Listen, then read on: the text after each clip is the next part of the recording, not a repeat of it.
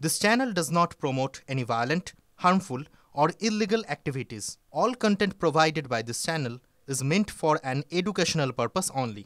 বাহ এবার হয়েছে স্বাদ। হ্যাঁ, অপূর্ব স্বাদ। এমডিএচ এর চাঙ্কি চাট মশলা জীবনে আসল স্বাদ জাগলো। আসল মশলা এসএস এমডিএচ।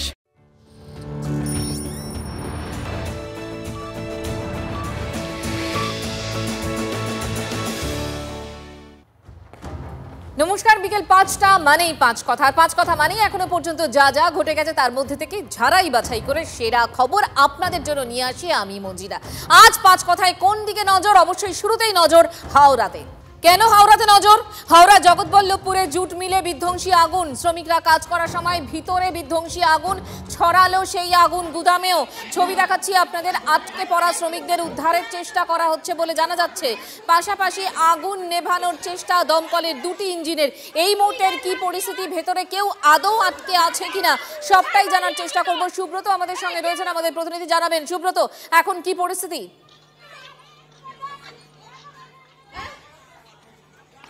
দেখো, দুপুর ৩টের কিছুটা পরেই এই জুট মিলে আগুন লাগে এবং আগুন নেভানোর কোনো ব্যবস্থা ছিল কিনা সেই নিয়ে যেমন দমকল তদন্ত শুরু করেছে এবং সেই সময় শ্রমিকরা কিন্তু এই জুট মিলে কাজ করছিল এবং জুট মিলের যে গোডাউন, যেখানে প্রচুর পরিমাণে দাহ্য পদার্থ অর্থাৎ পাট মজুদ ছিল, সেই পাট ঘরে কিন্তু আগুন লাগে এবং সেই আগুনের লেলিহান শিখা এবং কালো ধোঁয়ায় ঢেকে যায় এলাকা। শ্রমিকরা প্রথমে তারাই চেষ্টা করে আগুনকে জল দিয়ে নেভানোর। পরবর্তীকালে দমকলের দুটি ইঞ্জিনকে খবর দেওয়া হয়। দমকলের ইঞ্জিন প্রায় 40 মিনিটের দুটি ইঞ্জিনের প্রচেষ্টায় আগুন নিয়ন্ত্রণে আসে। এই মুহূর্তে ক্ষয়ক্ষতির পরিমাণ না জানা গেলেও অগ্নি নির্বাপন ব্যবস্থা ছিল কিনা বা কি থেকে আগুন লাগলো পুরোটাই খতিয়ে দেখছে দমকল কর্মীরা। মঞ্জিরাদি, ভেতরে আর কেউ আটকে নেই তো? সকলকে উদ্ধার করা গেছে?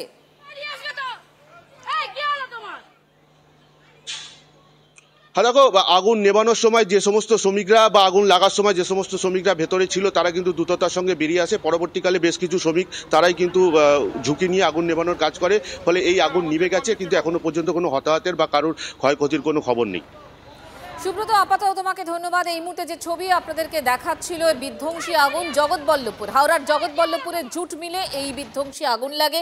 শ্রমিকরা কাজ করার সময় এই বিধ্বংসী আগুন লাগে। তবে এই মুহূর্তে ক্ষয়ক্ষতির পরিমাণ বা কিভাবে আগুন লাগলো সেটা সম্পর্কে নির্দিষ্ট করে কিছু জানা যাচ্ছে না। আগুন এই মুহূর্তে নিয়ন্ত্রণে আনা সম্ভব হয়েছে। দমকলের দুটি ইঞ্জিন আগুন নেভানোর কাজ করে। পরের খবর, সাসপেন্ডেড অফিসারদের বিরুদ্ধে এফআইআর করা হয়নি কেন?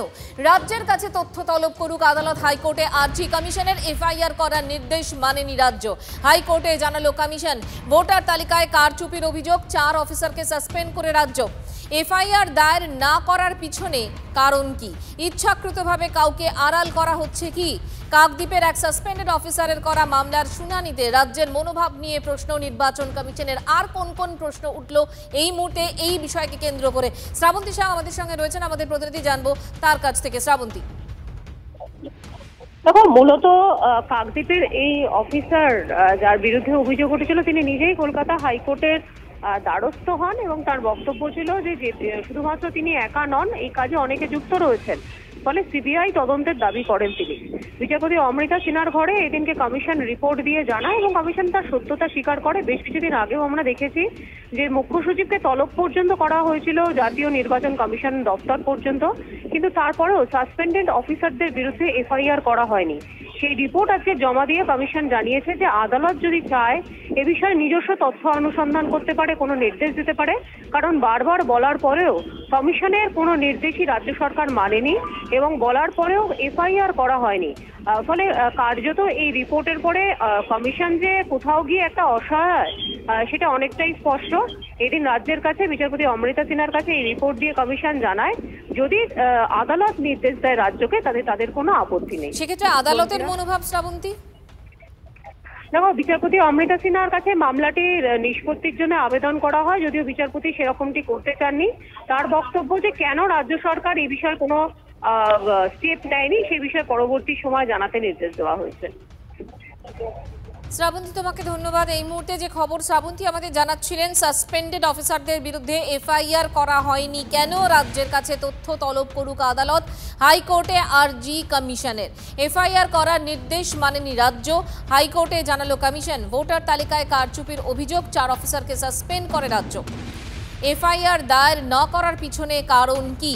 এই মুহূর্তে সজল ঘোষ বিজেপি নেতা আমাদের সঙ্গে রয়েছেন। সজল দা, এই মুহূর্তে যে খবর আমরা পাচ্ছিলাম যে কমিশন হাইকোর্টের দ্বারস্থ হয়েছে এবং কমিশন বলছে যে সাসপেন্ডেড অফিসারদের এফআইআর করার যে নির্দেশ রাজ্যকে দেওয়া হয়েছিল রাজ্য সেটা মানেনি, কোর্ট সে সম্পর্কে তলব করুক। কোথাও একটা কমিশনের অসহায়তা কি নজরে পড়ছে? আপনার কি মনে হচ্ছে ক্ষেত্রে? না, এটা আমি একেবারেই এটাকে অসহায়তা মনে করি না, আপনিও করবেন না। যেটা সিস্টেম সেটা মেনেই তারা করছেন। হ্যাঁ, যে যাদের কাজ করার কথা ছিল তারা যদি সেই দায়িত্ব পালন না করে তখন কোর্টের কাছে নিশ্চয়ই যেতে পারে কমিশন, এবং সেই মতন কমিশনকে হাইকোর্ট নির্দেশ দেবেন বা অ্যাডভাইস দেবেন কিভাবে তারা কাজ করবেন। সেই জন্যই গেছে। এতে অসহায়তার কথা কিছু নেই, বরঞ্চ এটা ভারতবর্ষের মানুষের কাছে প্রকট হচ্ছে বারবার যে একটা নির্বাচন কমিশনকে একটা নির্বাচিত সরকার, রাজ্যের সরকার এই ফেডারেল স্ট্রাকচারে কিভাবে অসম্মান করছে সেটা ভারতবর্ষের মানুষ তথা কোর্ট দেখতে পাচ্ছে। সজলদা, ধন্যবাদ আপনাকে। সজল ঘোষের সঙ্গে আমরা কথা বলছিলাম। আরও একবার আপনাদের জানাই, সাসপেন্ডেড অফিসারদের বিরুদ্ধে এফআইআর করা হয়নি কেন? রাজ্যের কাছে তথ্য তলব করুক আদালত, এই মর্মে হাইকোর্টের কাছে আর্জি জানিয়েছে কমিশন। এফআইআর করার নির্দেশ মানেনি রাজ্য, হাইকোর্টে জানালো কমিশন মুখ্য সচিবকেও তলব করেছিল, কিন্তু তারপরেও এফআইআর হয়নি। সেক্ষেত্রে কেন হয়নি সেই বিষয় নিয়েই তলব করুক আদালত, এমনটাই আর্জি কমিশনের। এই মুহূর্তে তৃণমূল কংগ্রেস মুখপাত্র তন্ময় ঘোষ আমাদের সঙ্গে রয়েছেন। তন্ময়বাবু, প্রথমত হচ্ছে যে কমিশন হাইকোর্টের দ্বারস্থ, কমিশন বলছে রাজ্যের কাছে জানতে চাক আদালত যে কেন এই সাসপেন্ডেড অফিসারদের এফআইআর নয়। কিছুক্ষণ আগে বিজেপির তরফ থেকে আমরা কথা বলছিলাম সজল ঘোষের সঙ্গে, তিনি বললেন যে ফেডারেল স্ট্রাকচারে তৃণমূল কংগ্রেস একটা অটোনমাস বডি, মানে এই কমিশনকে কোনোভাবেই মানছে না, মানে অসম্মান করছে। সেক্ষেত্রে আপনার প্রতিক্রিয়া? এখানে ঠিক উল্টোটা, ফেডারেল স্ট্রাকচার কেন্দ্রীয় সরকার মানছে না, এবং আজকে এই বর্তমান নির্বাচন কমিশন যারা বিজেপির বি টিম হিসেবে কাজ করার চেষ্টা করছে তারা কোথাও গিয়ে মানছেন না যে একটা রাজ্যের স্বশাসিত সরকার আছে যারা কিনা ফেডারেল স্ট্রাকচারের অন্তর্ভুক্ত কিন্তু কোনোভাবেই কেন্দ্র সরকারের অধীন নয়, কারণ এটাই আমাদের ফেডারেল স্ট্রাকচার। সেই জায়গাটা তারা সেই সম্মানটা দিচ্ছেন না। আর আইনি বিষয়ে কমিশনকে কেন আদালতে যেতে হচ্ছে? কমিশনের যদি কিছু বক্তব্য থাকতো তাহলে তো সরকারিভাবেই সেটা করতে পারতেন। তার মানে কোথাও গিয়ে তাদেরকেও আদালত নির্ভর হতে হচ্ছে। আমরা প্রশাসনিকভাবে সমস্ত বিষয় দেখে আদালতে যা জানানো নিশ্চিতভাবে আদালতে জানানো হবে। ধন্যবাদ আপনাকে।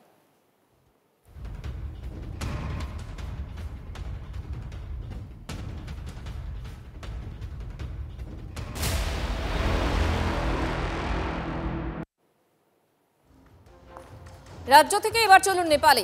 3 দিন পার গণ অভ্যুত্থানে নেপালের প্রধানমন্ত্রীর ইস্তফার পরেও কিন্তু বিদ্রোহের আগুন এখনো পর্যন্ত দেখা যাচ্ছে। কাঠমান্ডুতে পুলিশ ফাঁড়িতে আগুন, বিক্ষোভকারীদের পর জ্বালিয়ে দেওয়া হয়েছে, পুলিশের গাড়িতে আগুন দেওয়া হয়েছে। বিদ্রোহের আগুন দেখা গেছে হোটেল, শপিং মলেও। ঝাপার মেয়রের গাড়িতে আগুন, পুড়ে খাক নেপালের সংসদ ভবন। রাষ্ট্রপতি ভবন থেকে একের পর এক সরকারি অফিসে ভাঙচুর, তাণ্ডব আগুন।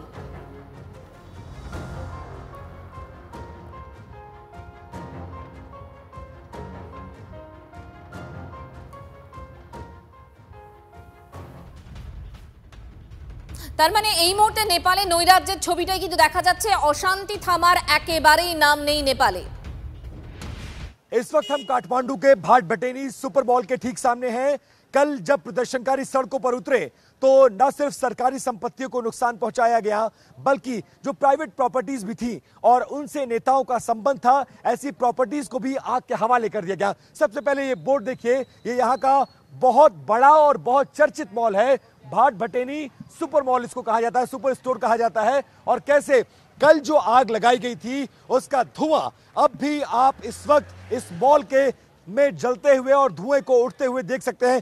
थोड़ा चेतन आ गया ये, और बहुत तेजी के साथ हम लोग दिखाते चलते हैं और आप देखते चलिए कि पूरा सुपर स्टोर लगभग 1, 2, 3, 4, 5 मंजिला ये सुपर स्टोर पूरी तरह से जलकर खाक हो गया और अब भी अंदर से आग और धुआं उठ रहा है। इसके सामने बहुत सारे बेकरीज और मॉल थे, इसको छोड़ दिया गया, लेकिन वो संपत्तियां जिनसे नेताओं का संबंध था और अपने पद पर रहते हुए उन्होंने वो संपत्ति को अर्जित किया था, उन संपत्तियों को आग लगा दिया गया। ये फ्रंट व्यू है और इस फ्रंट व्यू को देखते चलिए। सामने सड़कों पर बिखरा मलबा और ऊपर से लेकर नीचे तक के शॉट। पहले नीचे का मलबा एक बार यहां से वहां तक चेतन दिखाइए। अब भी अंदर आग जल रही है, सुलग रही है और धुआं उठ रहा है। अब इस 5 मंजिला मॉल की तस्वीर हम आपको दिखा रहे हैं। पूरा mall 1 floor, 2 floor, 3 floor, 4 floor, 5 floor, ground floor से लेकर टॉप फ्लोर तक आग के हवाले कर दिया गया और गनीमत रही कि सामने की दुकानें बच गई। अभी भी कई इमारतें ऐसी हैं जहां पर धुआं निकल रहा है और वहां पर मुझे लिखा हुआ नजर आ रहा है वेकअप नेपाल। मतलब जिस जेनजी जनरेशन की बात की जा रही थी, वो जेनजी जनरेशन जब सड़कों पर उतरती है, कैसे लोगों से अपील करती है। और उसके बाद देखिए, ना सिर्फ आग लगाया गया बल्कि सुपर स्टोर में जमकर लूटपाट की गई और अंदर से सामान फेंका गया। ये एक डिनर सेट है, ये डिनर सेट का ये गत्ता है और अंदर ये जो प्लेट्स है, कटोरी है, चम्मच है, सब कुछ तोड़कर यहां पर फेंका गया है और उसकी तस्वीरें आप साफ तौर पर देख सकते हैं। ना सिर्फ तोड़फोड़ की गई है, आग लगाया गया है, बल्कि जमकर इस तरह के प्रतिष्ठानों में लूटपाट भी की गई है और 24 घंटे लगभग होने को आ रहा है और अब भी इन इमारतों में आग लगी हुई है। बाकी किसी को बाहर ना निकलने की इजाजत है, कोई नहीं निकल सकता है और सेना ने साफ कर दिया है कि अगर कोई जबरदस्ती करता है तो हम सख्ती से निपटेंगे। फिलहाल काठमांडू में हालात को काबू में करने की कोशिश की जा रही है, लेकिन आगे अगले कुछ घंटों में क्या होगा इसको लेकर कोई भी प्रेडिक्ट नहीं कर सकता। फिलहाल सिचुएशन को काबू में करने की सेना कोशिश कर रही है और इस तरह के प्रतिष्ठानों में जो आग है वो बताती है कि काठमांडू कल किस दौर से गुजरा है और इस दिन को काठमांडू अपने इतिहास में कभी भी भूल नहीं सकता है। कैमरा पर्सन चेतन शर्मा के साथ विपिन चौबे, TV9 भारतवर्ष, काठमांडू, नेपाल। আমাদের প্রতিনিধি বিপিন চৌবের পাঠানো সেই প্রতিবেদন আপনারা দেখছিলেন। আরো ছবি দেখাবো আপনাদের। পশুপতিনাথ মন্দিরের সামনে জমায়েতের চেষ্টা, অশান্তি এড়াতে আজ বিকেল 5টা থেকে কাল সকাল 6টা পর্যন্ত কারফিউ জারি করা হলো পশুপতিনাথ মন্দির চত্বরে। সেই ছবিও আপনাদেরকে দেখাচ্ছি।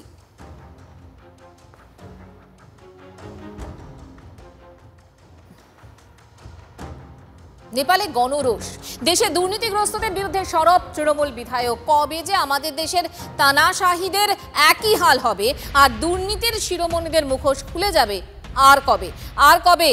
আপনারাও কি আমার মতো স্বপ্ন দেখেন? সমাজ মাধ্যমে ইঙ্গিতপূর্ণ পোস্ট করেছেন ডেবরার বিধায়ক হুমায়ুন কবির। শান্তির কথা বলেও অভ্যুত্থানের পক্ষে সওয়াল শাসক বিধায়কের। ফেসবুকে সেই পোস্ট আপনাদের দেখাচ্ছি আমরা এই মুহূর্তে TV9 বাংলার পর্দায়। অত্যন্ত ইঙ্গিতপূর্ণ পোস্ট ডেবরার বিধায়কের।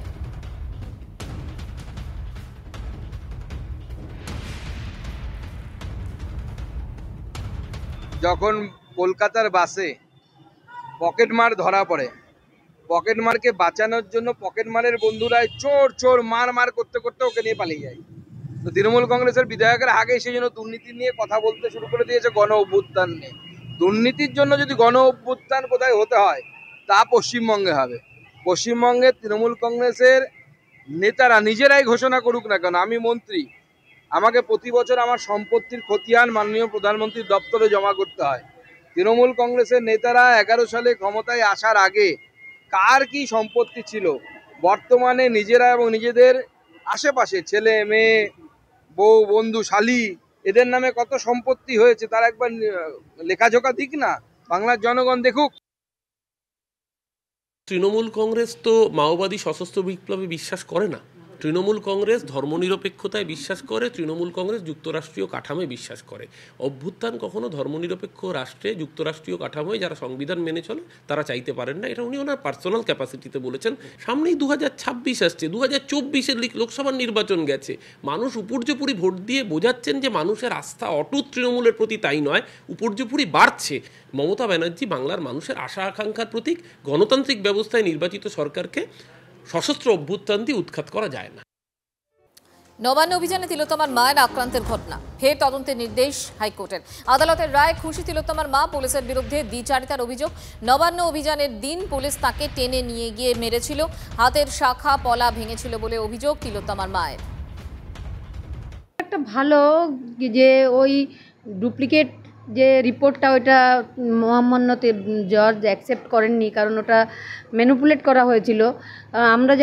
আমি যখন ওই হসপিটালে গেছিলাম তখন আমরা বলেছিলাম যে পুলিশ মেরেছে, আমাকে হাত ধরে টেনে শাখা ভেঙে দিয়েছে এবং মেরে পুলিশের লাঠিতে আমার মাথা ফুলে গেছে, সেইটা ওরা তখন লিখেছিল। কিন্তু পরে যখন আমরা ডিসচার্জ রিপোর্টটা নিতে যাই তখন ওখানে লেখা ছিল যে আমরা র্যালিতে আমি হাঁটতে গিয়ে পড়ে গিয়ে এটা হয়েছে। পুলিশ একই জায়গায় এরকম দ্বিচারিতা করেছিল। সেই হিসাবে আমি ধন্যবাদ জানাবো মহামান্য তীর্থঙ্কর ঘোষ যে ডিসিশনটা নিয়েছেন, এটা খুবই ভালো সিদ্ধান্ত। আবার তদন্ত করলে হয়তো আসল কারা আমাকে মেরেছিল সেটা হয়তো বেরিয়ে আসবে।